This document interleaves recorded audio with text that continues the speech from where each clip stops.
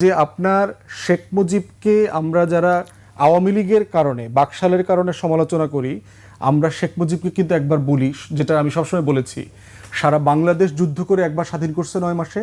শেখ মুজিব নিজে একা বাংলাদেশকে আরেকবার স্বাধীন করেছে। ফিরতি পথে গান্ধীকে বলছে যে কনগ্রাচুলেশন, আপনার জন্মদিন আসতেছে সামনে, আপনাকে কি গিফট করব। শেখ মুজিব বলছে আপনি বাংলাদেশ থেকে সৈন্যদেরকে সরায় নিয়ে আসবেন।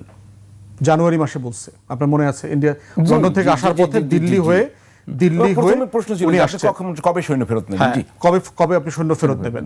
এবং ইন্দিরা গান্ধীর কথা আসছে তার প্রাইভেট সেক্টরে লেখা বইতে, ওনার মুখ ফ্যাকাশে হয়ে গেছে। আমার মনে হয় আপনি ক্লিয়ার করতে পেরেছেন। শেষ করে ফেলি অংশটা। এরপরে হচ্ছে আপনার শেখ মুজিবের সাথে কনভিন্স করবার জন্য ইন্দিরা গান্ধী কিন্তু মার্চ মাসে আবার ঢাকায় আসছিলেন, কিন্তু শেখ মুজিব এই ব্যাপারে কনভিন্সড হন নাই। আপনি সোলজার ফেরত নেবেন, এবং যেটা করেছে 19 মার্চ অথবা 17 মার্চে তাদেরকে বিডিং ফেয়ারওয়েল স্যালুট দিয়ে ইন্ডিয়ান সোলজার বিদায় করা হয়েছে।